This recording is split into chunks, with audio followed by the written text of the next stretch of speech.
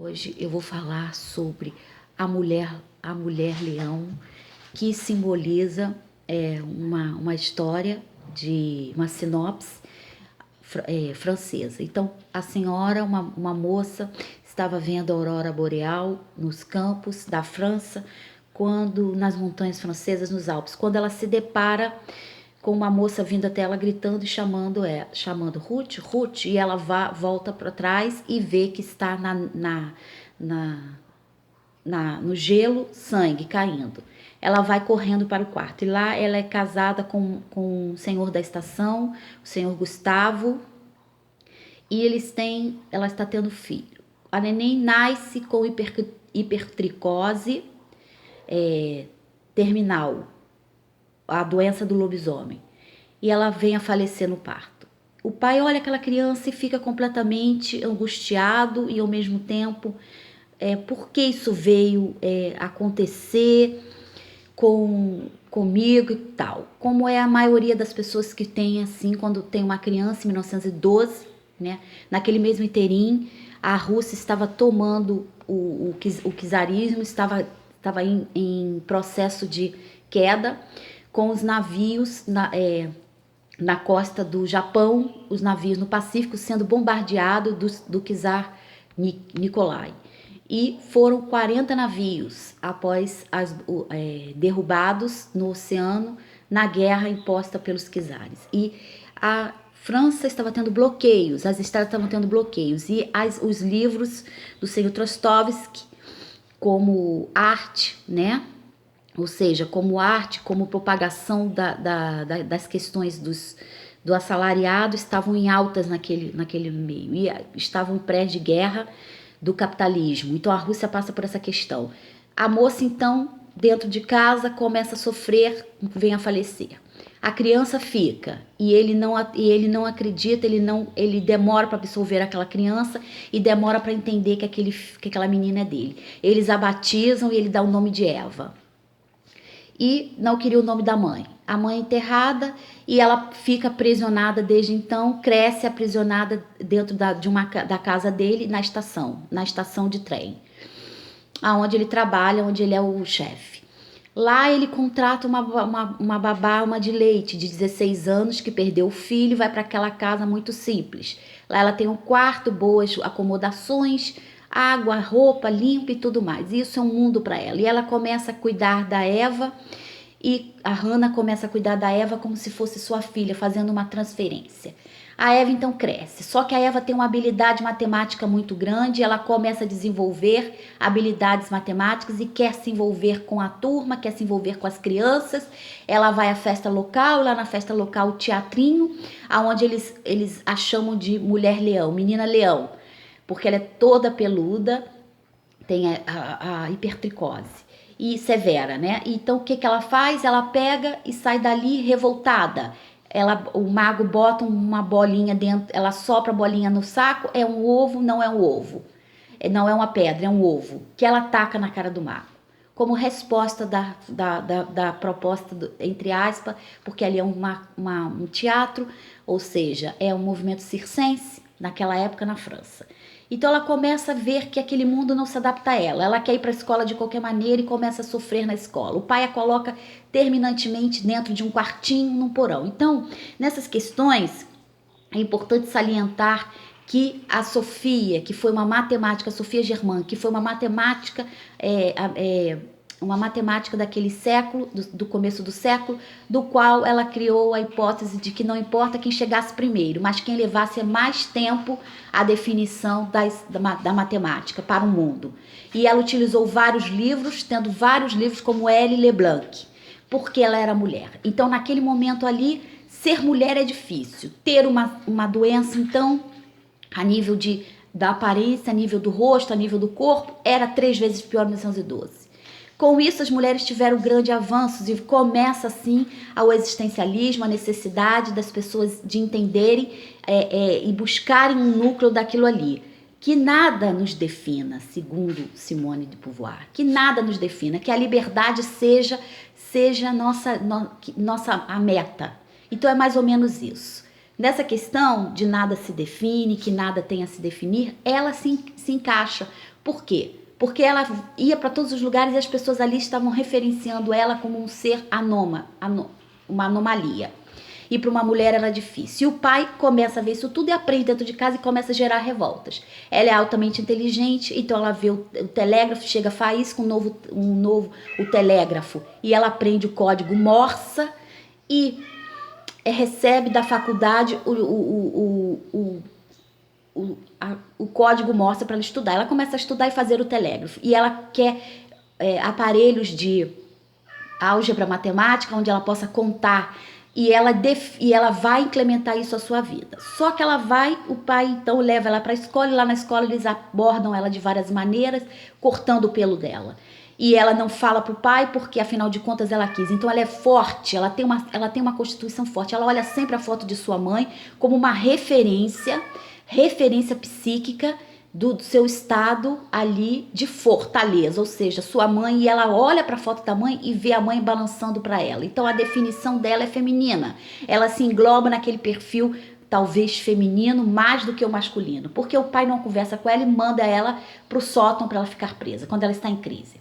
Ela começa a quebrar as coisas dentro de casa e vai para o colégio. E lá ela é abordada várias vezes, mas ela não retrata isso pro pai. E na mente dela, ela começa a fazer contas matemáticas no telhado, na casa, no campo, porque ela não tem ninguém, e ela tem habilidades que ela nasceu assim praticamente. Ela nasceu com um QI a mais. Então, ela começa a manifestar isso dentro da sua vida e o pai então a chama, fala da sua doença para a universidade. Lá na universidade, ela é levada para a universidade. No caminho, aonde do suíço, Alpes franceses, que eles moram praticamente ali, Copenhague, naquela área ali, ele é maquinista, ele se sente super bem, dá uma cidra para ela e toma um bourbon. E ali ele toma um vinho e começa a soltar coisas maravilhosas. Ela diz como a viagem é importante para as pessoas, como a viagem traz um universo diferenciado de liberdade. Então, não ser liberta, ou seja, que a liberdade seja a nossa própria substância,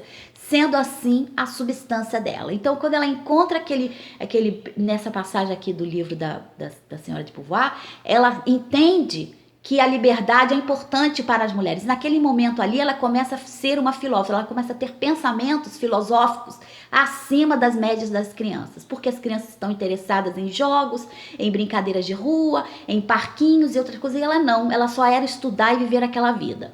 Ela vai então para essa universidade fazer estudos. Lá eles colocam ela e o próprio médico faz uma incisão, ela anda pelo corredor e vê pessoas como ela.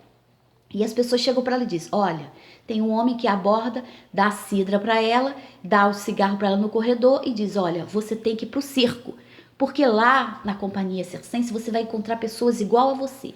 Você não vai se adaptar com este mundo, com as pessoas deste mundo. Eles não vão ficar, você não vai se casar, você não vai ter um namorado, você não vai ter nada.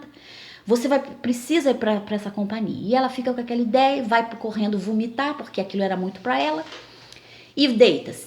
Ao deitar, vem o médico e a bulina sexualmente, porque ali ela é uma mulher. Indefinidamente, ela é uma mulher que está se definindo na sociedade de homens. E em 1912 não há muito o que recorrer. E diversas outras tiveram o mesmo caminho e a mesma situação. E mais uma vez o médico aborda ela por baixo dos panos e ela sai daquele lugar. E vai para a companhia do seu pai, volta para a companhia do seu pai. O seu pai, então, nada reporta a ele. Então ela tem uma fortaleza moral e psíquica terrível, diferenciada realmente, porque ela quer vencer. Ela então volta e o pai fica doente, ela volta de novo a um hospital onde há águas termais, em 1912, e está começando o estudo de caracóis e de lesmas sobre o corpo, sanguessugas como tratamento psiquiátrico. E o pai fica nessa instituição e ela conhece uma moça e a moça diz que faz tratamento com lesmas, com coisa, que ela não é diferente de ninguém. Mas ela é diferente, né? Ela é diferente para dentro do nível da vida que ela quer levar, ou seja, a aceitação. Então, quando ela quer aceitação dessa forma, ela transforma-se em uma pessoa que está em busca de aceitação. Ela vai ter conflitos importantíssimos com ela, porque as pessoas vão ver que ela quer aceitação, vão ver que ela está querendo aceitação e vão articular ao contrário dessa questão toda. Então, ela deveria dar um basta para todos eles e seguir sua vida, e é isso que ela vai fazer. Ela então recebe na Companhia Circense, vai até a Companhia Circense, no teatro com o pai. E lá ela vê um menino de hipertricose das ilhas africanas, da ilha de Bali, que é igualzinho a ela.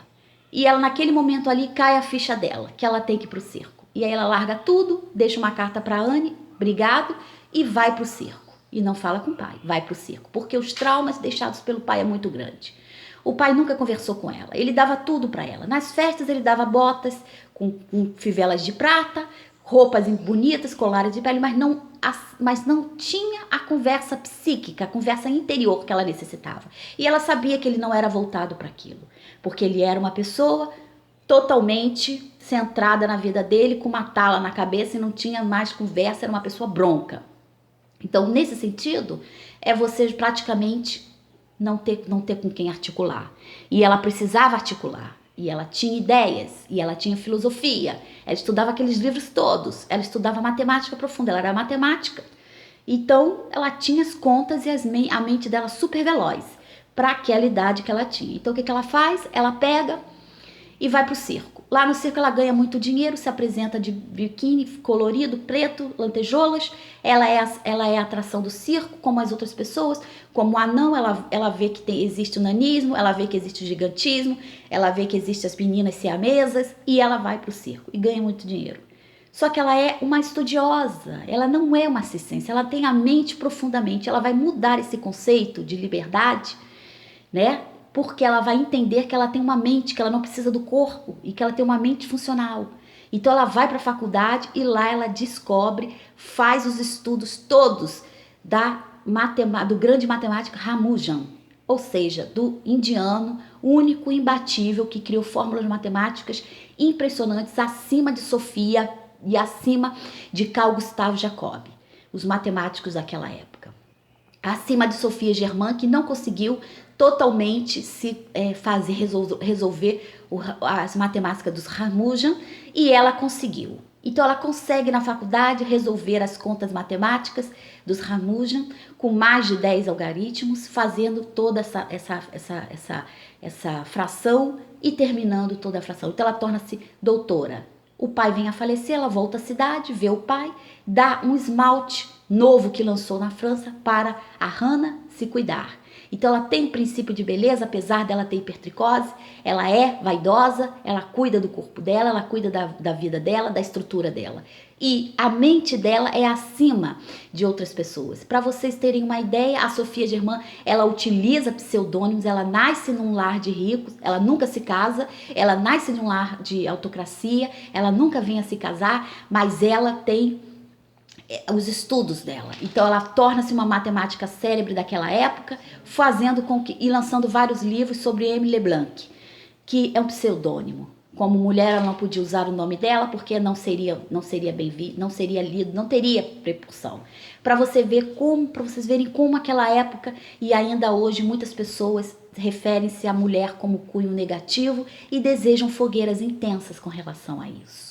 Ver a mulher pagar, ver a mulher sofrer, ver a mulher virar chacota, ver a mulher tudo. E quando há um reverso nessa força toda, as pessoas se perguntam, o que houve? O que aconteceu? É mais ou menos isso. Então, dentro dessa sociedade, ou seja, as pessoas estão envolvidas em fogueiras pessoais. Não há nada que não seja pessoal, que a pessoa não tenha dentro de si. Fulano é assim porque é assim, fulano é assim, porque é o roubo, é o desvio. Então isso tudo tem a ver com o conceito negativo, o conceito, a predisposição do costume de tratar as pessoas assim. A vida acabou e ela volta para a cidade, vê os manuscritos do seu pai, os desenhos que seu pai fazia, e ela segurando o bebê, a mãe segurando o bebê no colo, ela chora. Naquele momento ali, pela primeira vez, ela chorou vendo seu pai. Obrigado por sua avisação.